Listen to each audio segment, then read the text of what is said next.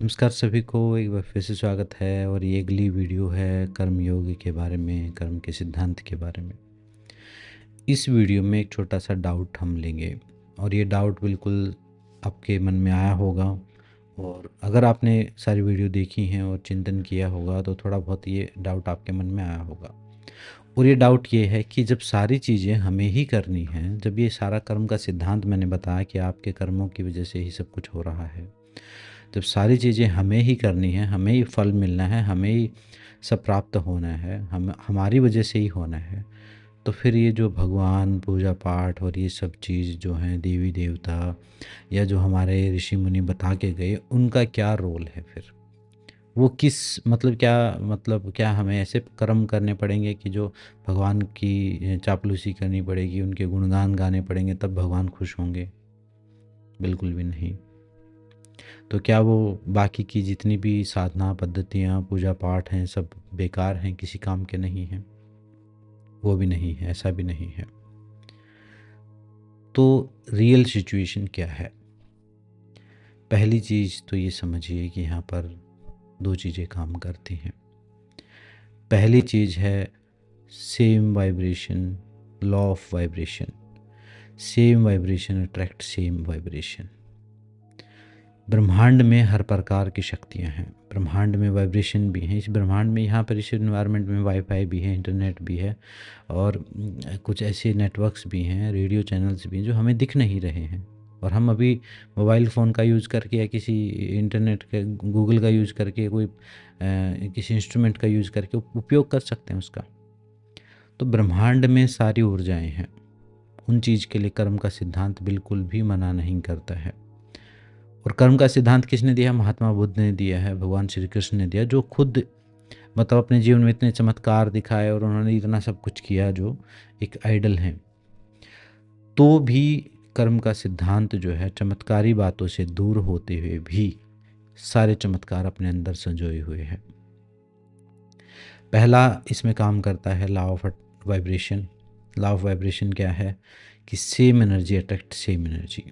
हमारे ऋषि मुनियों को, जिन्होंने भी ये कर्म का सिद्धांत हमारे हमारे पास पहुंचाया है, चाहे वो महाभारत के श्रीमद् भगवत गीता से आया हो, चाहे वो बुद्ध से आया हो, चाहे किसी भी थ्रू आया, चाहे पूर्वजों द्वारा आया हो, चाहे पुराणों द्वारा आया हो, किसी भी एजुकेशनल सिस्टम के द्वारा आया हो, लेकिन हम तक पहुंचाना ज़रूरी था वो, कहीं कथाएं बना के, कहीं कहानियां बना के, ताकि एक एक व्यक्ति तक, बिल्कुल कम पढ़े लिखे व्यक्ति तक भी पहुंचे।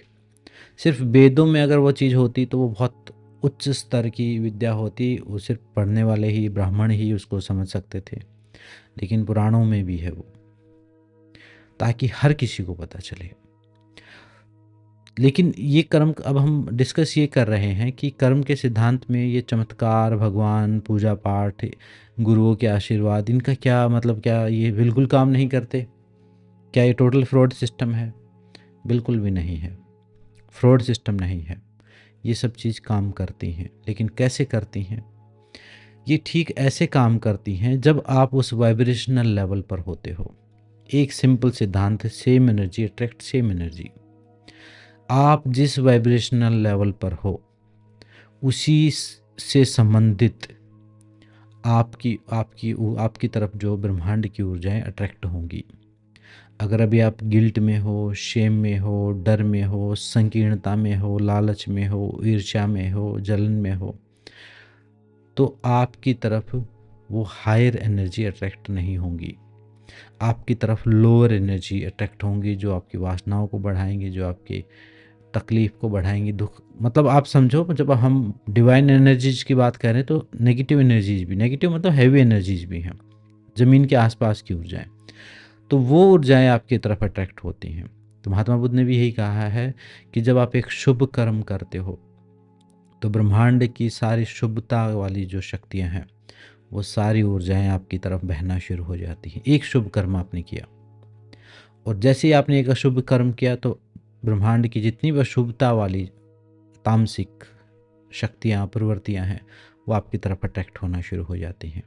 आपने मूवीज़ में देखा होगा, कोई एक हीरो है, उसने कोई एक छोटा सा कोई क्राइम कर दिया हो, तो धीरे धीरे उसको सारे गुंडे और चोर बदमाश सब उसको एक गैंग बना लेते हैं और उनका वो लीडर बन जाता है। तो ठीक, वो तो फिल्मों में बताया है, लेकिन वो रियल लाइफ में भी है। आप जैसे कर्म करते हो वैसी ही शक्तियाँ आपकी हेल्प करती हैं। आप किसी को दुख दोगे तो आपको दुख देने वाली ऊर्जाएं आपकी तरफ अट्रैक्ट हो जाएंगी और वही सिचुएशन क्रिएट कर देंगी आपके लिए दुख की। और जब आप किसी को कंफर्टेबल सुख महसूस कराओगे, अच्छा महसूस कराओगे, तो आपको अच्छा महसूस कराने वाली ऊर्जाएं आपके लिए काम करना शुरू कर देंगी। तो ये पहली चीज़ तो लॉ ऑफ वाइब्रेशन काम करता है यहाँ पर। मतलब समझो, मान लो जिस भगवान को आप मानते हो वो रहता है 7वीं मंजिल पर और आप खुद हो ग्राउंड फ्लोर पर। तो आपके जीवन में कोई घटना हुई तो वहाँ तक बात पहुँचेगी नहीं। आपको भी 7वीं मंजिल पर रहना पड़ेगा या उसके आसपास रहना पड़ेगा, तब जाके वो भगवान कोई मदद कर पाएगा या वो शक्ति कोई मदद कर पाएगी। आपके इष्ट देव या ब्रह्मांड में दुनिया भर की ऊर्जाएं, देवी देवता और बहुत सारे टाइप की योनियाँ और बहुत सारी चीज़ें हैं, वहाँ से तब हेल्प आपको मिलेगी। लेकिन आप ग्राउंड फ्लोर पे हो, मान लो किसी आपकी बिल्डिंग में 7 फ्लोर हैं, सबसे ऊपर वाले फ्लोर पे कोई रहता है जो बहुत पावरफुल है, हेल्प कर सकता है, लेकिन आप ग्राउंड फ्लोर पे हो, आपके जीवन में कोई घटना हुई, ऊपर तक बात ही नहीं पहुंची। तो ये जो शुभ कर्म करने की बात है, ये आपकी वाइब्रेशनल लेवल को हाई कर देते हैं और आप उन देव शक्तियों तक अपनी बात पहुंचा पाते हो। और वहाँ भी जाके बात पहुंचाने की ज़रूरत ही नहीं, जहाँ आपने काम शुरू किया उनका काम ही है आपकी मदद करना, समझो, और डिपार्टमेंट ही उस चीज़ का है, लेकिन आपकी बात आपकी पात्रता का है। तब आपको सद्गुरु भी मिल सकता है, गुरु का आशीर्वाद भी मिल सकता है, आपके मंत्र भी काम करेंगे, आपके पूजा पाठ भी काम करेंगे, सब काम करेंगे। लेकिन उसके लिए आपके अंदर तप की ऊर्जा, पुण्य की ऊर्जा की ज़रूरत है। और पुण्य की ऊर्जा है लाइट एनर्जी, वो आपको ऊपर उड़ाती है, ऊपर उठाती है आपकी चेतना को। और पाप की ऊर्जा है हैवी एनर्जी, वो आपको नीचे गिराती है। तो जब आप सकारात्मक कर्म करना शुरू करोगे तो आपकी वाइब्रेशन इतनी हाई हो जाएंगी कि उन चीज़ों को आप महसूस कर पाओगे, उनसे हेल्प ले पाओगे, उनको समझ पाओगे। वो आपके जीवन में चमत्कारिक इफेक्ट जो आप चाह रहे हो वो हो पाएगा। लेकिन शुरुआत कहाँ है? आपके पॉजिटिव कर्म करने में, आपकी सकारात्मक सकाम, बेशक सकाम हो लेकिन पुण्य कर्म करने में आपकी वाइब्रेशन हैवी हाई होंगी और उसी से फिर हेल्प मिलेगी आपको। अब दूसरी बात आती है कि हेल्प कैसे मिलेगी, ये कैसे डिसाइड होगा। आप सोच सकते हो कि जी मेरी तो अभी बहुत अच्छी वाइब्रेशन है और मुझे हेल्प नहीं मिलती है। अब यहाँ उदाहरण मैं आपको देता हूँ। बैंक का जो मैंने आपको कर्मों का बताया था कि एक सेविंग अकाउंट और उसी हिसाब से आप ये कह रहे हो कि मुझे कोई बैंक हेल्प क्यों नहीं कर रहा जिसके पास खूब सारा पैसा है। यानी आप ये बोल रहे हो कि एक ऐसी शक्ति मुझे हेल्प क्यों नहीं कर रही मेरे दुखों को दूर करने में, जिसके पास खूब सारी शक्ति है, जो सब कुछ एक पल में, जैसे पुराणों में और शास्त्रों में लिखा है कि एक सेकंड में नाम लेते ही सब खत्म, पाप खत्म, जीवन के महापाप खत्म, जन्मों जन्मों के पाप खत्म। तो इतनी महाशक्ति है तो हमारी मदद क्यों नहीं कर रही? तो ये ठीक वैसी ही बात है जो एक व्यक्ति है वो बोल रहा है कि मुझे बैंक लोन क्यों नहीं दे रहा है, क्योंकि तुम्हारा सिविल स्कोर जो बैंक चेक करता है लोन लेने से पहले, एक कार्मिक अकाउंट, वो उस लायक नहीं है। और जिसका उस लायक है उसकी हेल्प भगवान करता है, देव शक्तियाँ, भगवान मतलब देव शक्तियाँ करती हैं, उससे रिलेटेड उनमें बहुत सारी ऊर्जाएं हैं, सूक्ष्म ऊर्जाएं, वो सारी हेल्प करती हैं और उनके जीवन में चमत्कार भी होते हैं, उनके जीवन में सब होता है। लेकिन आपका वो जो सिविल स्कोर है, आपका जो पुण्य का जो स्कोर है, वो जो एक एलिजिबिलिटी चाहिए वो उस लेवल तक नहीं पहुंची है। आप एक ही काम कर रहे हो। नॉर्मली जो अच्छे काम वाले लोग होते हैं जो कहते हैं कि हमारी मदद क्यों नहीं कर रहा भगवान, हम तो किसी को कुछ बुरा नहीं करते, वो लोग हैं जो वो वाला पाप कर रहे हैं। मैंने कर्मों को बताया था, जब एक ऐसा कर्म भी बताया था जिनको पता सब कुछ है वो करते कुछ भी नहीं है, वो वाले लोग हैं। वो किसी का बुरा नहीं कर रहे हैं, वो निष्क्रिय लोग हैं। वो किसी को बुरा नहीं कर रहे हैं, किसी को तकलीफ नहीं दे रहे हैं, लेकिन अपने कुकून में शांत बैठे हुए हैं कि कुछ काम ना वो कुछ सकारात्मक कर रहे हैं, ना वो कुछ नकारात्मक कर रहे हैं, तो उनकी भी हेल्प नहीं हो पाएगी। क्यों नहीं हो पाएगी? क्योंकि वो कुछ कर नहीं रहे हैं। आप कुछ करोगे तो आपके लिए कुछ होगा, सिंपल सिद्धांत है। आप किसी के लिए कुछ करते हो तो आपके लिए भी कुछ हो जाएगा। आप किसी के लिए कुछ नहीं करते, सिर्फ अपने लिए करते हो, किसी का बुरा नहीं करते हो, तो आप एक सामान्य व्यक्ति हो। उसमें आपके पुण्य कर्मों के हिसाब से ही आपकी हेल्प हो पाएगी। तो बैंक आपको लोन उतना ही दे पाएगा जितना आप लौटा सको। तो कोई भी प्रकृति की शक्ति अगर आपकी हेल्प भी करती है तो आपके पुण्य और आपकी तप की ऊर्जा के हिसाब से ही वो कर पाती है, उसके अलावा नहीं कर पाएगी। कोई प्रकृति की कोई शक्ति ऐसे आपकी बिल्कुल टूट के हेल्प कर दे और किसी और की ना करे, ऐसा नहीं हो सकता। प्रकृति हर नियमों के हिसाब से काम करती है। आपके शुभ कर्मों की ऊर्जा ऐसी है, आपके तप की ऊर्जा ऐसी है, आपके अभ्यास की ऊर्जा ऐसी है, तो आपको जब ज़रूरत पड़ेगी तो पूरी मदद मिलेगी चमत्कारिक रूप से, और बहुत चमत्कारिक रूप से हेल्प मिलती है। तब आपने की गई प्रार्थना, जो आपकी की गई प्रार्थना है, जब आप प्रार्थना करते हो, अब यहाँ पर एक और चीज़ हम ले लेते हैं इसी वीडियो में, कि जब आप मंदिर में जाते हो तो जब हम प्रार्थना करते हैं, एक प्रार्थना तो है धन्यवाद करना, असली प्रार्थना तो वही है, सबके भले की बात सोचना वहाँ जाके, एक असली प्रार्थना तो वही है। लेकिन फिर भी आप जो स्वार्थ वाली प्रार्थना करते हो कि मुझे ये दे दो, मुझे ये नौकरी लग जाए, मेरा ये हो जाए, मेरा बेटे की शादी हो जाए, ये सब चीज़ हो जाए, तो वो प्रार्थना कब सुनी जाती है, कब नहीं सुनी जाती है? वो एक प्रकार का, जैसे आप एटीएम में गए और आपने पैसे निकाल लिए, ये जो एटीएम की तरह आपके मंदिर हैं। आप मंदिर में गए या अपने पूजा घर में गए, जिसको भी आप मानते हैं, वहाँ ग्रेटिट्यूड के साथ आपने सर झुकाया और वहाँ पर अपनी एक अर्जी लगाई, जिसको अर्जी लगाना बोलते हैं, प्रार्थना, मतलब एटीएम में कार्ड डाल के आपने कुछ ट्रांजैक्शन कर ली। आप कह रहे हो कि मेरे बच्चे की पढ़ाई अच्छी हो जाए, मेरे बेटे की शिक्षा अच्छी हो जाए, या उसकी शादी हो जाए, या ये जो भी हो जाए, संतान हो जाए, जो भी, कोई कोर्ट केस या कुछ भी हो, उसके लिए कुछ मांगते हो। तो जब आप मांगते हो तो मतलब आप एक ट्रांजैक्शन कर रहे हो, और वो ट्रांजैक्शन में से धन कब निकलेगा? जब आपके अकाउंट में कुछ होगा। तो जब आप प्रार्थना कर रहे हो, जब आप कुछ मांग रहे हो यूनिवर्स से, आपके अकाउंट में कुछ होगा, तभी उसी अकाउंट में से आपको प्राप्त होगा। अगर आपके अकाउंट में ही थोड़ा सा है तो उतना प्राप्त हो जाएगा, बाकी फिर वो चीज़ें आगे नहीं प्राप्त होगा। उस लेवल तक तो हो जाएगा, आगे बैलेंस ख़त्म। सेम वही चीज़, ये बैंकिंग सिस्टम को आप समझ लो, सेम वही कार्मिक फॉर्मूला है, और चीज़ें पैटर्न में काम करती हैं। बेसिक आज बैंक एक मॉडर्न चीज़ है, आप बोल सकते हो, लेकिन बुद्धि तो पैटर्न में ही काम करती है। इंसानों ने ही तो ये सिस्टम बनाया है, वो पैटर्न यहाँ भी काम कर रहे हैं। तो ठीक ऐसे ही जब आपके पास पुण्य कर्मों की ऊर्जा है तो आप उससे कुछ मांग सकते हो, उसको किसी को दे सकते हो। अब यहाँ पर और चीज़ें भी बता देता हूँ आपको और सूक्ष्म। जब आप किसी के लिए बोलते हो कि इसके लिए दुआ करो, दुआ करो मतलब अपने कार्मिक अकाउंट से इसको कुछ दो।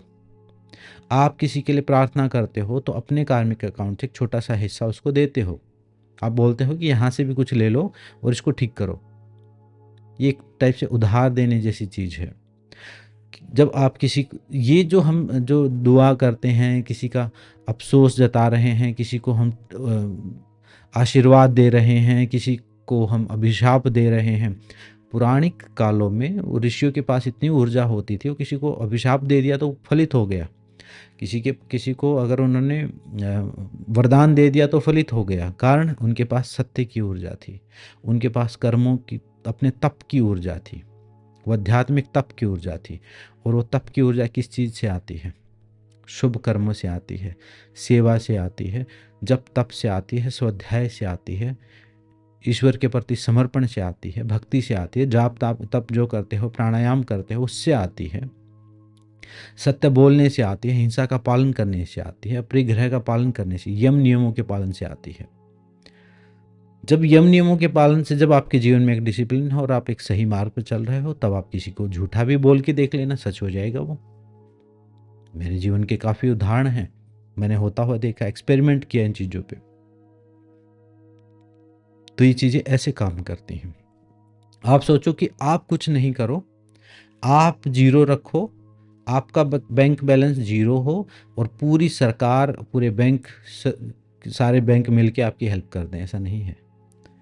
सारे बैंक मतलब देवी देवता, वो वहाँ से तभी ट्रांजैक्शन हो सकती हैं। और जब आप किसी का कोई दान करते हो, जब वो मैं दान के लिए एक अलग वीडियो बनाऊंगा, तब आपके किस हिसाब से वो चीज़ें काम करते हैं वो भी मैं बताऊंगा। तो बात ऐसे है, कोई हेल्प भी लेनी है तो भी आपको शुभ कर्म करने पड़ेंगे। अब ये चीज़ कैसे प्रूव होती है? ऐसे प्रूव होती है, महात्मा बुद्ध, हठ योगी, महर्षि पतंजलि, या जो आपके बड़े बड़े आध्यात्मिक मार्ग हैं, या कोई भक्ति योग या कोई योग आप पढ़ लो, सबसे पहले होते हैं यम नियम। यम नियम आपके अंदर एक ऊर्जा, मतलब आपका एक अकाउंट स्टार्ट कर देते हैं। जैसे होता ना, किसी को बैंक में अकाउंट चाहिए तो उसको एक बेसिक एक अमाउंट पे करना होता है कि भाई 10,000 रुपये इससे आपका अकाउंट खुल सकता है। तो यम नियम आपके अंदर एक बेसिक रिक्वायरमेंट, जो आगे की स्टेजेस को जाने के लिए आपके कर्मों को के ऊपर रोक लगा के, क्योंकि ऋषि मुनियों को पहले पता है कि ये कार्मिक सिस्टम ऐसा लेके आया है कि ये साधना होगी ही नहीं तो डायरेक्ट बता दें कि जैसे आज के गुरु करते हैं, सीधे जाओ भाई बैठो, कुछ पैसे की टिकट लो और ध्यान की विधि सीखो और चलो अब करो अपने घर पे प्रैक्टिस करो, मुझे गुरु मान लो और मेरी पूजा करो या जो भी। लेकिन क्या कोई कर पाता है? और क्या कोई सुख को प्राप्त कर पाता है? क्या किसी के दुखों में कमी आ पाती है? अब दुखों में कमी नहीं है, आप देखोगे दुख बढ़ ही गए हैं। क्यों नहीं आ पाती है? क्योंकि वो यम नियम। और जो गुरु अच्छे हैं, कुछ अच्छे पंथ भी हैं जो पहले यम नियमों पर फोकस करते हैं। आप क्रिया योग सीखने चले जाओ 1 साल तक, तो आपको सिर्फ मेंटल डिसिप्लिन फॉलो करना पड़ेगा, तब जाके आपको कोई एक्सरसाइज, और एक्सरसाइज भी वो कोई चमत्कारी नहीं, वैसी हैं जो योग में है। तब कोई बेसिक सी चीज़ें, सूक्ष्म व्यायाम, नाड़ी शोधन या ऐसी एक्सरसाइज, जो अभ्यास जो आपको वैसे ही पता है, उनकी दीक्षा दी जाएगी। तब कम से कम 1 साल तक वो सत्य, अहिंसा, उन सब चीज़ों का पालन करोगे, क्योंकि अब आप उसके लायक हो गए हो और अब आपके जीवन में फलित होगी। एक फ्यूज बल्ब में हम कितनी भी बिजली प्रवाहित करते रहें, किसी चीज़ की दीक्षा आपको दे दें, किसी चीज़ उससे कुछ होना जाना नहीं, आपने करना ही नहीं है। क्योंकि एक जो बेसिक फाउंडेशन, जो डिसिप्लिन चाहिए, एक बेसिक कार्मिक अकाउंट जो चाहिए, जो तप चाहिए, वो है ही नहीं आपके अंदर। जैसे समझो किसी को मिलिट्री में जाना है, आर्मी में जाना है, तो उसका एक फिजिकल टेस्ट होता है कि इतनी लंबी दौड़ होनी चाहिए, इतनी हाइट हो, इतनी डिप्स लगा सके, इतना सब कुछ कर सके, उसका एक बेसिक रिक्वायरमेंट है, तब वो उसके अंदर जाने का एलिजिबल होता है। तो ये चीज़ें आपके जीवन में क्यों काम नहीं करती हैं? ये इसलिए काम नहीं करती हैं क्योंकि आपको बेसिक सिद्धांत पता नहीं है। आपको लगता है कि बस सब फ्री फंड में ऐसे ही जाओ और कुछ भी मांग लो, कुछ भी मिल जाएगा। ऐसा नहीं है। अगर मान लो आप वैष्णो देवी गए हो, तो वैष्णो देवी जाके आपकी कोई इच्छा पूरी हो जाती है, तो उसमें वो 14 किलोमीटर चढ़ना और उतरना, आपका वो तप भी शामिल है। वो आपने एक तप अर्जित किया है, नहीं तो वो मंदिर यहाँ नीचे भी बन सकता था। वो जिस भी सिस्टम से बनाया होगा ऋषि मुनियों ने, या जिसने भी बनाया होगा, साधु संतों ने, वो उसके पीछे बहुत साइंस होती है। सारे तीर्थ इतनी दूर क्यों हैं और ऐसी जगहें क्यों हैं? क्योंकि वहाँ तक पहुँचने के लिए एक तप चाहिए आपके अंदर। 14 किलोमीटर जब आप चढ़ते हो, उतरते हो, तो एक इतनी ऊर्जा आपके अंदर आ जाती है कर्म की, उसमें तकलीफ़ भी पाते हो, आप दूसरों की मदद भी करते हो, कुछ खाना पीना भी खिलाते हो बीच में, भगवान से डरते ही सही। तो इतनी ऊर्जा आपके पास इकट्ठा हो जाती है कि एक आप कोई वहाँ पे वरदान या विश मांगते हो, कुछ मांगते हो, तो वो आपकी पूरी हो जाती है। अब कोई हेलीकॉप्टर में बैठ के जाएगा और हेलीकॉप्टर में बैठ के आएगा, तो उसका तो कुछ नहीं पूरा होगा फिर वहाँ पे। तो बात ऐसे है, कोई भी डिवाइन एनर्जी या जो भी देव सिस्टम है, या जितना भी सनातन धर्म का है या बाकी और धर्मों का है, यहाँ पर कर्म का सिद्धांत पूरी तरह स्थापित है। आपको समझ में आएगा तो आप उपयोग कर लोगे, नहीं समझ में आएगा तो कभी किसी को मान लोगे, कभी किसी को मान लोगे, कभी कुछ करोगे, कभी कुछ करोगे, करते रहो। ये कड़वी सच्चाई है। तभी ये पुराने पुराने ज़माने में आशीर्वाद देना, क्यों, मतलब क्या ऐसा क्या रिचुअल है कि ऐसे हाथ करके आशीर्वाद दे दिया, और भगवानों को भी ऐसे ही दिया हुआ है। वो ऊर्जा का ट्रांजैक्शन है, वो एनर्जी की ट्रांजैक्शन है, एक प्रकार की ऊर्जा एक ट्रांसफ़र हुई। और मान लो कोई देव शक्ति, मान लो आप जब किसी, मान लो आपने हनुमान जी की साधना की, आप चाहते हो हनुमान जी के साथ आपका बड़ा कनेक्शन है और आप उनके दर्शन पाना चाहते हो, तो हनुमान जी आपको अभी दर्शन दे सकते हैं कि बिना किसी चीज़ के आप लायक ही नहीं हो, आपका वाइब्रेशनल लेवल है ही नहीं, आपके पास उतना अफोर्ड ही नहीं कर सकते उस शक्ति को, आप कैसे करोगे। तो उसके लिए फिर साधना विधि बनाई गई कि कोई उपवास किए गए, या कुछ डिसमेंटल डिसिप्लिन किया गया, कुछ कंसंट्रेशन के लिए मंत्र बनाए गए, कुछ धारणा की विधि बनाई गई।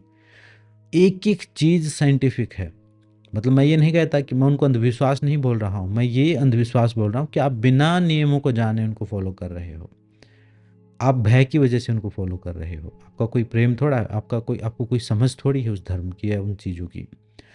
तो आप कर्म को छोड़ के सिर्फ पूजा पाठ में लीन होते हो तो वो गलत है, तब वो आपके लिए काम नहीं कर पाएगा। आप देखो कोई भी विद्या है, कोई भी ध्यान साधना उपासना है, उसमें दान भी है, उसमें हवन भी है, उसमें जाप भी है, मतलब उसमें मेंटल एफर्ट भी है, उसमें फिजिकल एफर्ट भी है, उसमें बाहर के कर्म भी हैं। तब जाके, और बाहर के और भी कर्म कि भाई यहाँ से ये चीज़ लेके आओ, ये सामग्री लेके आओ, तब जाके एक एनर्जी जनरेट होती है और तब जाके कोई इफेक्ट क्रिएट होता है। तब आप एक इंटेंशन के साथ कोई एक कर्म करते हो जिसका कुछ इफेक्ट होता है, तब वो एक कर्म हुआ। अब आपकी पूजा उपासना साधना एक कर्म हुई।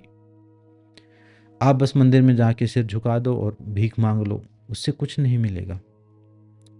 और ये देव शक्तियाँ कोई ऐसी नहीं है जैसे फिल्मों में दिखाते हैं, ऐसा नहीं है। ये तो ब्रह्मांड की ऊर्जाएं, सूक्ष्म ऊर्जाएं हैं। जैसे बिजली है, ब्रह्मांड की सूक्ष्म ऊर्जा है। उसको उसको जिसको उपयोग करना आता है वो यूज कर लेगा, जिसको नहीं उपयोग करना आता, आप हाथ जोड़ के, मान लो बिजली की तार कट गई, वहाँ पर हाथ जोड़ के आप बैठे रहो, रात भर आ जाए तो बिजली नहीं आएगी, तार जोड़ना पड़ेगा, 1 सेकंड में आ जाएगी। तो ठीक ऐसे ही ब्रह्मांड की ऊर्जाएं हैं, ऋषि मुनियों का ज्ञान है, लेकिन अकर्मण्यता, आलस, भय, गिल्ट, ईर्ष्या, द्वेष, कंपैरिजन, इनकी वजह से हम डाउनग्रेड कर जाते हैं और उस लेवल तक वाइब्रेट नहीं कर पाते हैं। और बड़े बड़े सिद्ध संतों की कथाएं पढ़ो, कहानियाँ पढ़ो, उनकी जीवनियाँ पढ़ो, उनके जीवन में बहुत बड़े बड़े चमत्कार हुए हैं, उन्होंने खुद भी किए हैं। उसके पीछे इस कारण सिर्फ उनका तप है, कारण उनका कर्म है। तो आप किसी भी बड़े से संत को आप जीवनी उठा के पढ़ लीजिए, जिसको आप मानते हैं कि भाई ये भगवान के नज़दीक थे, ये अंत में क्या करते होंगे वो पता है?